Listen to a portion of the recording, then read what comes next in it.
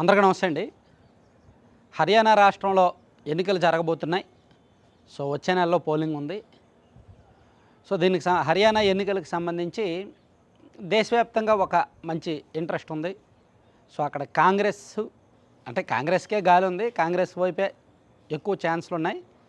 కాకపోతే ఆమ్ ఆద్మీ పార్టీ పోటీలోకి దిగడం, అలాగే జేజేపీ ఎఫెక్టు, సో బీజేపీ కూడా హర్యానాను ప్రెస్టీజియస్గా తీసుకోవడం. సో రెండు పార్టీలు, ఇటు బీజేపీ ఇటు కాంగ్రెస్ పోటాపోటీగా మేనిఫెస్టో ప్రకటించడం. మేనిఫెస్టో కూడా ఉచిత పథకాల హామీలు ఎక్కువగా ఉన్నాయి. వాళ్ళేంటి, మహిళలకు 18 సంవత్సరాలు దాటిన వాళ్ళకి కాంగ్రెస్ పార్టీ వాళ్ళేమో 2000 ఇస్తున్నారు నెలకి. బీజేపీ వాళ్ళేమో 2100 ఇస్తున్నారు. ఇప్పుడు మన వాళ్ళు చూడండి, ఆడబిడ్డ నీదని పెట్టారు కదా, మన రాష్ట్రంలో 1500 ఇస్తామన్నారు. సో అక్కడ హర్యానాలో రెండు పార్టీలు కూడా 2000, 2100 పెట్టారు.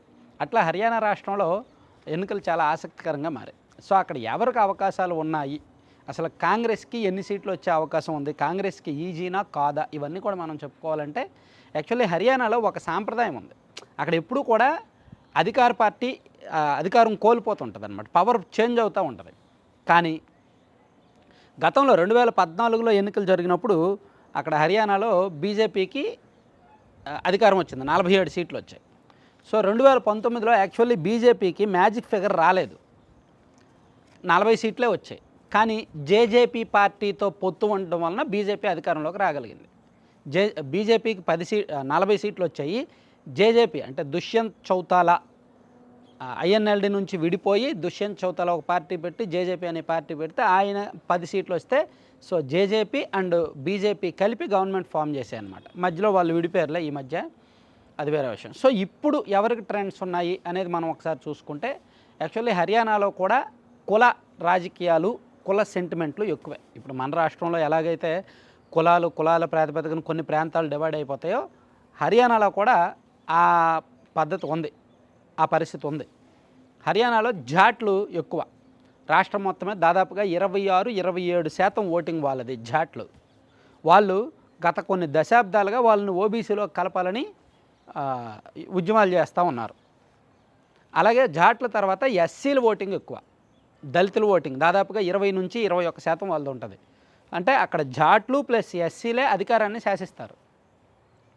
సో ఈ జేజేపీ అండ్ ఐఎన్ఎల్డి పార్టీ ఉంది చూసారా, ఐఎన్ఎల్డి విడిపోయి ఐఎన్ఎల్డి రెండుగా చీలిపోయి జేజేపీ వచ్చింది చూసారా. సో ఈ జేజేపీ పార్టీ మొదటి నుంచి కూడా జాట్లు ఓట్ల మీద డిపెండ్ అయి ఉంది. కానీ ఇప్పుడు జాట్లు ఎక్కువగా కాంగ్రెస్ వైపు మొగ్గు చూపుతున్నారనమాట. ఎందుకంటే ఈ జేజేపీ బీజేపీతో కలవడం, బీజేపీ వాళ్ళేమో వాళ్ళ మీద ప్రభుత్వ వ్యతిరేకత, రైతుల ఉద్యమం ప్లస్ రిజర్వేషన్ల విషయంలో ఉండడం, అన్ఎంప్లాయ్మెంట్ సమస్య, ఇవన్నీ కూడా బీజేపీకి వ్యతిరేకంగా మారడంతో ఇప్పుడు జేజేపీ వైపు కూడా లేరు, కాంగ్రెస్ వైపే ఉన్నారు. సో అట్లా హర్యానా రాష్ట్రానికి సంబంధించి ఈ రెండు కమ్యూనిటీలతో పాటు ఇంకా యాదవ్ కమ్యూనిటీ దాదాపుగా ఒక 5%, రాజ్పుతులు ఒక 5%, సిఖ్లు ఒక 5%, బ్రాహ్మిన్స్ ఒక 8%, ఖాత్రీలు ఒక 9%, ఇట్లా ఉన్నారనమాట. గుజ్జర్లు ఒక 3%, ఇట్లా డిఫరెంట్గా ఉన్నారు. సో ఇప్పుడు ఎన్నికలను ప్రభావితం చేసే అంశాల జోలికి వస్తే మనం రైతుల ఉద్యమం, మీకు గుర్తుందా, 2 ఏళ్ల కిందట రైతులు 3 వ్యవసాయ బిల్లులకు వ్యతిరేకంగా రైతులు ఉద్యమం చేశారు ఢిల్లీలో. ఆ ఉద్యమంలో కీలక పాత్ర పోషించింది పంజాబ్, హర్యానా ఈ ప్రాంతాల రైతులే. సో ఈ రైతుల ఉద్యమమే పంజాబ్ ఎన్నికలను శాసించి బీజేపీకి అనుకూల ఫలితాలు ఇవ్వలేదు, ఆమ్ ఆద్మీ పార్టీని అధికారంలోకి తెచ్చింది.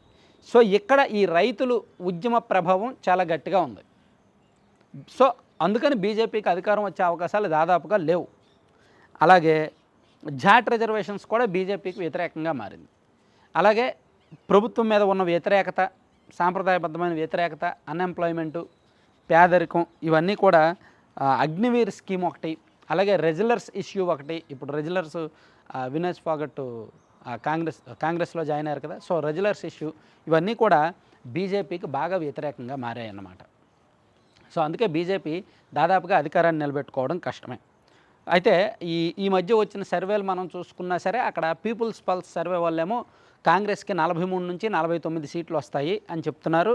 అలాగే బీజేపీకి ఏమో 34-39 వస్తాయి, అదర్స్కి ఏమో 13 వరకు రావచ్చు అని చెప్తున్నారనమాట. అంటే వాళ్ళు రకరకాల వచ్చిన అంచనాల ప్రకారం వాళ్ళు లెక్కలు అలా చెప్తున్నారు. కానీ మనకున్న అంచనా, మన సోర్సులు, మనకున్న మీడియా, ఢిల్లీలో మనకున్న మీడియా మిత్రులు వాళ్ళతో వీళ్ళతో మాట్లాడే సందర్భంలో ఢిల్లీలో కొంతమంది ఉన్నారులే నాతో పాటు కొలీగ్స్ పనిచేసిన వాళ్ళు ఈనాడులో ట్రైనింగ్ అయిన వాళ్ళు వాళ్ళతో మాట్లాడే సందర్భంలో వాళ్ళు చెప్తున్నారు ఏంటంటే హర్యానాలో కాంగ్రెస్కి మ్యాజిక్ ఫిగర్ ఈజీగా వస్తుంది. మ్యాజిక్ ఫిగర్ 46, 50 అయితే దాటుద్ది కాంగ్రెస్.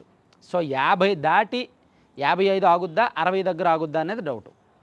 అయితే ఆమ్ ఆద్మీ పార్టీ ఎఫెక్ట్ ఏమైనా ఉంటుందా అని చాలామందికి డౌట్ ఉంది. ఆమ్ ఆద్మీ పార్టీ ప్రభావం ఉండేదే, కాస్త ముందు వస్తే ఉండేది. ఒక 2 సంవత్సరాల ముందు కనుక ఆమ్ ఆద్మీ పార్టీ ఇక్కడ ఎక్కువగా ఫోకస్ పెట్టుంటే ఉండేది.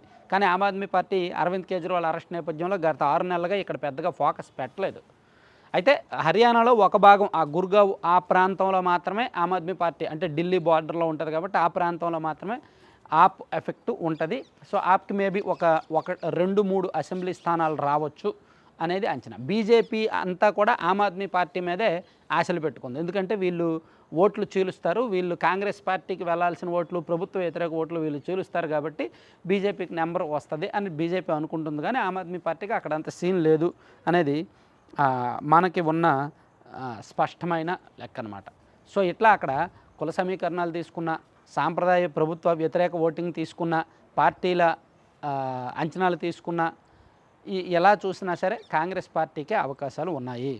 సో జాట్ రిజర్వేషన్లు ఎక్కువగా ప్రభావితం చూపిస్తున్నాయి, దళితులు ఓటింగ్ ఎక్కువగా ప్రభావితం చూపిస్తుంది, అలాగే రైతుల ఉద్యమం ఎక్కువగా ప్రభావితం.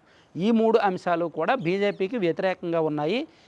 బీజేపీకి వ్యతిరేకం అన్నప్పుడు అవి కాంగ్రెస్కే పడతాయి తప్ప ఈ జేజేపీకో లేదంటే ఆమ్ ఆద్మీ పార్టీకో లేదంటే ఐఎన్ఎల్డీకో వేరే పార్టీలకు పడే అవకాశం లేదు.